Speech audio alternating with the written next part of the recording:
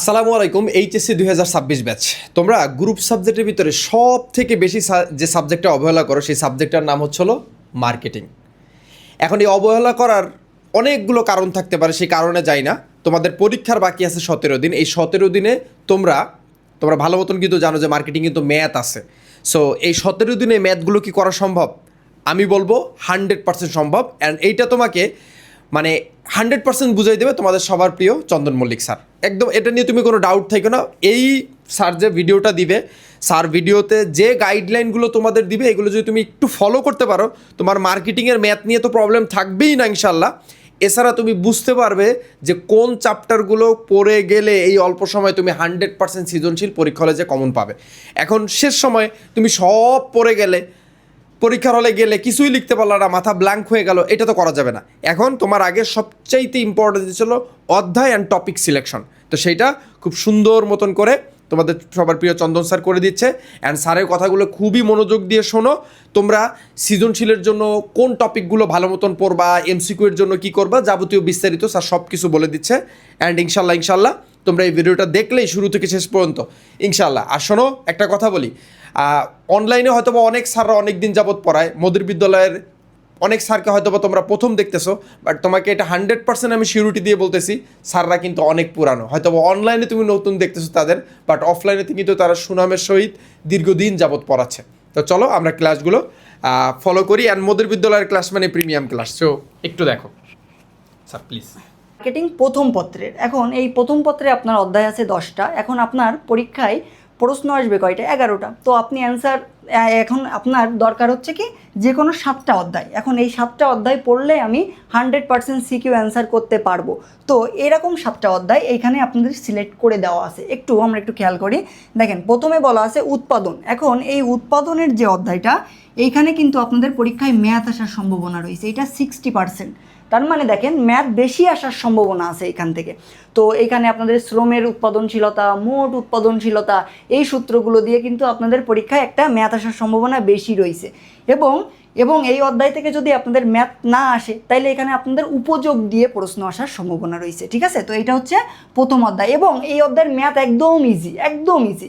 আপনারা একবার করলে আপনি A to Z বুঝতে পারবেন। তো প্রথম অধ্যায়টা আমরা রাখছি। এরপরে দেখেন উৎপাদনের উপকরণ। এখন এই উৎপাদনের উপকরণ থেকে আপনার 100% পরীক্ষায় প্রশ্ন আসবে, কারণ আপনার অধ্যায় 10টা, আপনার প্রত্যেকটা অধ্যায় থেকেই আপনার প্রশ্ন আসবেই। তো এখন আপনার যেহেতু সময় আছে হাতে, খুবই অল্প সময়, তো এই অল্প সময়ের ভিতরে আপনি সব অধ্যায় পড়তে পারতেছেন না সিকিউর জন্য। তার জন্য আপনি যে অধ্যায়গুলো পড়লে, যে 7টা অধ্যায় পড়লে আপনি 100% কমন পাবেন, সেই 7টা অধ্যায়ই দেখেন এখানে স্টার দিয়ে দেওয়া আছে। এরপরে আসেন উৎপাদনের মাত্রা, এখান দিয়েও পরীক্ষায় প্রশ্ন আসবে। এবং দেখেন চতুর্থ অধ্যায় সামষ্টিক পর্যায়ে উৎপাদন, এই অধ্যায় থেকে ম্যাথ আসার সম্ভাবনা 90%। তার মানে ধরে রাখেন আপনি এই অধ্যায় থেকে 100% আপনি একটা ম্যাথের প্রশ্ন এই অধ্যায় থেকে পাবেন। তো আমরা জানি যে আমরা যখন যেগুলো আমরা লিখি, লেখার থেকে যদি ম্যাথ করা হয় তাহলে আমরা অল্প সময়ের ভিতরে আমরা অ্যান্সার করে আসতে পারি। ঠিক আছে? তো ম্যাথের দিকে আমরা একটু বেশি ঝুঁকবো, আর ম্যাথ যদি আমরা করে আসতে পারি, আমরা সলিড মার্ক ওইখানে পেয়ে যাব। ঠিক আছে? তো এরপরে দেখেন উৎপাদন ব্যবস্থাপনা, এটা হচ্ছে আপনাদের পঞ্চম অধ্যায়। তো এই পঞ্চম অধ্যায় থেকে আপনার 2টা প্রশ্ন আসার সম্ভাবনা রয়েছে, এবং এই উৎপাদন ব্যবস্থাপনার অধ্যায়টা খুবই ইম্পর্টেন্ট একটা অধ্যায়। এইখানে আপনাদের পণ্যের প্রকারভেদ আছে, একটা ভোগ্য পণ্য, একটা শিল্প পণ্য, এবং এইখানে আপনাদের বাজারের প্রকারভেদ আছে। ঠিক আছে? এরপরে এখানে প্রশিক্ষণের প্রকারভেদ আছে। এইগুলো দিয়ে আপনাদের পরীক্ষায় প্রশ্ন আসবে।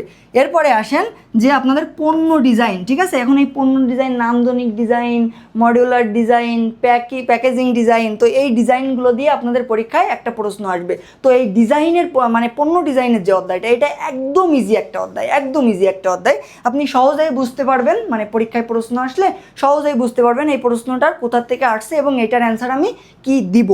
এরপরে দেখেন মান ব্যবস্থাপনা, একটা পণ্যের মান।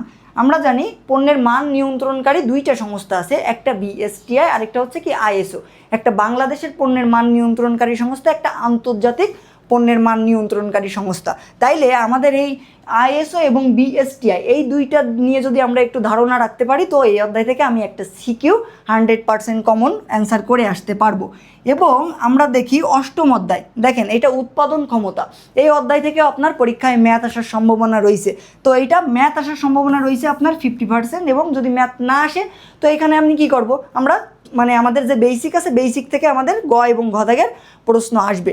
তো এই বেসিকটা হচ্ছে কি আমাদের মোট উৎপাদনশীলতা, যে উৎপাদনশীলতার এখানে উৎপাদন ক্ষমতার যে প্রকারভেদগুলো আছে, ঠিক আছে, এই প্রকারভেদ দিয়ে আপনাদের পরীক্ষায় প্রশ্ন আসতে পারে।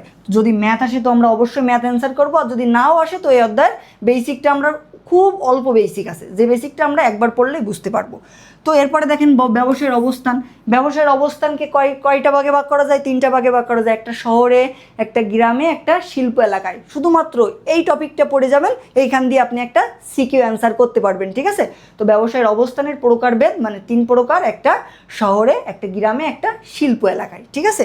এরপরে দেখেন লেআউট এবং বিন্যাস, ঠিক আছে। তো এইটা দিয়েও আপনাদের পরীক্ষায় প্রশ্ন আসবে, তো এইটা আপনি স্কিপ করতে পারেন। তো শুধুমাত্র দেখেন স্টার দিয়ে দেওয়া যে অধ্যায়গুলো, তাইলে প্রথম অধ্যায়, চতুর্থ অধ্যায় এবং পঞ্চম অধ্যায়, ষষ্ঠ অধ্যায়, সপ্তম অধ্যায় এবং অষ্টম অধ্যায় এবং নবম অধ্যায়, এই যে অধ্যায়গুলো, এই অধ্যায়গুলো যদি আমি A to Z কমপ্লিট করতে পারি এই অল্প সময়ের ভিতরে, তাহলে আমার মার্কেটিং প্রথম পত্রে আমার সিকিউ নিয়ে কোনো টেনশনই থাকবে না, ঠিক আছে। এখানে আপনি 100% মানে অ্যান্সার করে আসতে পারবেন প্রশ্ন। এখন আসেন আমরা মার্কেটিং দ্বিতীয় পত্রে যাই। এখন আপনাদের মার্কেটিং দ্বিতীয় পত্রেও কিন্তু অধ্যায় আছে কয়টি? 10টি। তো সেম এখানেও আপনার প্রশ্ন আসবে 11টি, আপনার 7টা প্রশ্নের অ্যান্সার দিতে হবে। তো প্রতিটা অধ্যায় থেকে আমার পরীক্ষায় প্রশ্ন আসবে। তো আপনি কোন অধ্যায়গুলো সহজেই পড়তে পারবেন, সহজেই পড়লে মনে থাকবে, সেই অধ্যায়গুলোই আমি আপনাদের একটু সিলেক্ট করে দিই। তো প্রথম অধ্যায় দেখেন বিপণন পরিচিতি। এই বিপণন পরিচিতি দিয়ে আপনার পরীক্ষায় প্রশ্ন আসবে। এবং বিপণন পরিবেশ, এটা একটু মাথায় রাখিয়েন যে বিপণন পরিবেশ আমরা ম্যানেজমেন্ট প্রথম পত্রের দ্বিতীয় অধ্যায় পড়ে আসছি, ব্যবসায় পরিবেশ।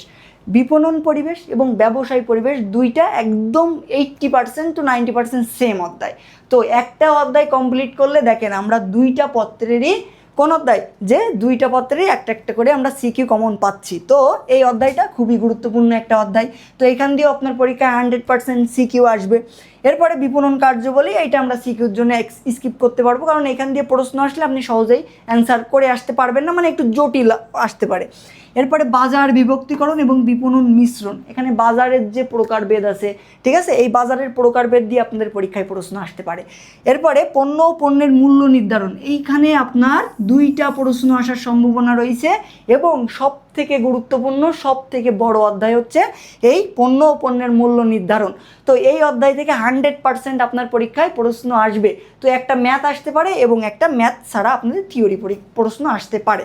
এখন তো এইখানে আপনাদের যে ম্যাথটা আসবে, এই ম্যাথের অল্প কিছু, মাত্র 3 থেকে 4টা সমচ্ছেদ বিন্দু যে সূত্রগুলো আছে, এই সূত্রগুলো পড়লে আপনি এখান দিয়ে একটা ম্যাথ আপনি অ্যান্সার করে আসতে পারবেন। এবং পণ্য পণ্যের মূল্য নির্ধারণ, এখন আমরা একটু আগে মার্কেটিং প্রথম পত্রের পঞ্চম অধ্যায়, যে আপনাদের উৎপাদন ব্যবস্থাপনা, যে অধ্যায়টা আমরা সিলেক্ট করে দিছি আপনাদের, দেখেন এই যে অধ্যায়টা, এই যে উৎপাদন ব্যবস্থাপনা, এই উৎপাদন ব্যবস্থাপনার সাথে আপনাদের এই যে ষষ্ঠ অধ্যায়, এখানে হচ্ছে এটা হচ্ছে পঞ্চম অধ্যায়। তো পণ্য পণ্যের মূল্য নির্ধারণ এই অধ্যায়ের সাথে সম্পূর্ণ মানে প্রায় 60% to 70% মিল আছে। কেমন মিল আছে?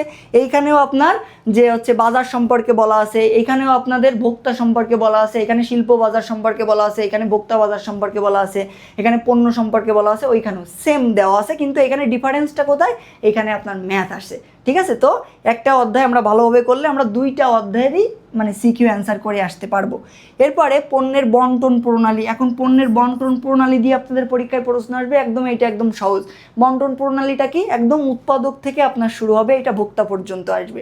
এইটার মাঝখানে যারা থাকবে, এজেন্ট থাকবে, পাইকারি ব্যবসায়ী থাকবে, খুচরা ব্যবসায়ী থাকবে, এইগুলো দিয়ে আপনার এই বন্টন প্রণালী দিয়ে আপনার পরীক্ষায় প্রশ্ন আসবে। এরপরে দেখেন পাইকারি ও খুচরা ব্যবসায়ী, এই অধ্যায়টা খুবই সহজ একটা অধ্যায়। আপনারা জানেন পাইকারি ব্যবসায়ী এবং খুচরা ব্যবসায়ী, যারা খুচরা ব্যবসায়ীর বৈশিষ্ট্য পড়বেন, পাইকারি ব্যবসায়, এখানে পাইকারি ব্যবসায়ের প্রকারভেদ আছে, ট্রাক পাইকার আছে, এই যে এইগুলো খুবই ইম্পর্টেন্ট, এইগুলো পড়লে আপনি এখান দিয়ে একটা সিকিউ অ্যান্সার করে আসতে পারবেন। এরপরে দেখেন বিক্রয় প্রসার ও বিজ্ঞাপন, এখান দিয়েও আপনি পরীক্ষায় প্রশ্ন পাবেন, কিন্তু আপনি এটা স্কিপ করতে পারেন, কোনো সমস্যা নাই। আর যার এই অধ্যায়টা হবে সে এটা করতে পারেন, এইটা অধ্যায় যার এই অধ্যায়টা আপনি পারবেন সে উপর থেকে যে কোনো একটা অধ্যায় আপনি স্কিপ করতে পারেন, কোনো সমস্যা নাই। এরপরে দেখেন ব্যক্তিক বিক্রয় এবং বিক্রয়িকতা, তো এই যে এই অধ্যায়টাও খুব ইম্পর্টেন্ট একটা অধ্যায়। এই অধ্যায় থেকে খুব সহজে আপনি পরীক্ষায় প্রশ্ন অ্যান্সার করতে পারেন। ব্যক্তিক বিক্রয় মানে কি? সরাসরি আপনি উপস্থাপন হয়ে যে ক্রেতাদের যে পণ্যটা বিক্রি করবেন ওইটাকেই বলা হয় ব্যক্তিক বিক্রয়, ঠিক আছে, মানে সরাসরি আপনি উপস্থাপন হয়ে এই পণ্য এটা বিক্রি করতে পারবেন। এরপরে দেখেন বিপণন সাময়িক কার্যাবলী, এইটাও আপনি সিকিউর জন্য মানে করতে পারেন, ঠিক আছে, স্টপ রাখতে পারেন। তো এইখানে আমাদের যে অধ্যায়গুলো স্টার দেওয়া, এই অধ্যায়গুলো আপনি 100% কমপ্লিট করলে আপনার এখান থেকে আপনি 100% সিকিউ পরীক্ষায় অ্যান্সার করে আসতে পারবেন, ঠিক আছে। তো আমরা এইখানে 10টা অধ্যায় দেখলাম, এখানে এই 10টা অধ্যায় দেখলাম। তাইলে যারা আমরা এই অল্প সময়ের মধ্যে মানে শুধুমাত্র 7টা সিকিউ অ্যান্সার করে আসতে পারবো, তাদের জন্য এই শর্ট সাজেশনটা, ঠিক আছে। এবং এইখানের যে প্রত্যেকটা অধ্যায়, এই প্রত্যেকটা অধ্যায় কিন্তু আমাদের কোর্সে, মানে আমাদের একটা প্রিমিয়াম কোর্স আছে FRPB, এই কোর্সে একদম বেসিক থেকে অ্যাডভান্স পর্যন্ত অনশট আকারে প্রত্যেকটা অধ্যায়েরই ক্লাস দেওয়া আছে। তো আমরা একটু কোর্সটা একটু দেখি, প্ল্যানটা দেখেন। এখানে আমাদের বাংলাদেশের সর্বোচ্চ স্টুডেন্ট 1200+ স্টুডেন্ট আমাদের এই কোর্সে এনরোল্ড। তো এইখানে আমাদের 1200+, ঠিক আছে, 1200+ স্টুডেন্ট আমাদের এই কোর্সে বর্তমানে যুক্ত আছেন। তো এই কোর্সে আপনি কী পাবেন, 150 লাইভ ক্লাস। এখন আপনাদের পরীক্ষার তো বেশি দিন নাই, সকল লাইভ ক্লাস শেষ হয়েছে। এই প্রত্যেকটা ক্লাস রেকর্ডেড আকারে আমাদের গ্রুপে সুন্দরভাবে রাখা আছে। আপনি এখানে যুক্ত হলেই একটা ক্লাস করলে সেই অধ্যায়ের আপনার আর কোনো প্রশ্ন থাকবে না। একটা অধ্যায়ের ভিতরে আপনার প্রথমে বেসিক আছে, টাইপ ভিত্তিক সিকিউ আছে, টাইপ ভিত্তিক MCQ আছে, ঠিক আছে। তো একটা অধ্যায় A to Z কভার করানো।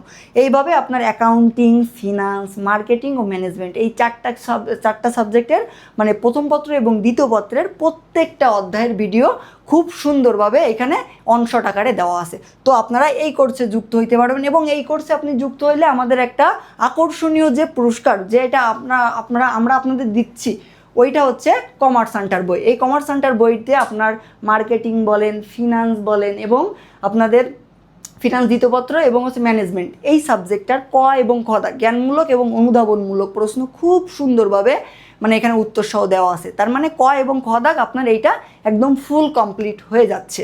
তো এই কোর্সে আপনি অবশ্যই যুক্ত হইতে পারবেন। এইটা কোর্স ফি হচ্ছে কত টাকা, 1800 টাকা। সাথে আমাদের একটা বই পাচ্ছেন, ঠিক আছে, আমাদের একটা প্রিমিয়াম বই আপনি পাচ্ছেন। তো সবার জন্য শুভকামনা থাকলো, এই সাজেশনটা ফলো করে যান। তো বেস্ট অফ লাক, দেখা হচ্ছে পরবর্তী ক্লাসে।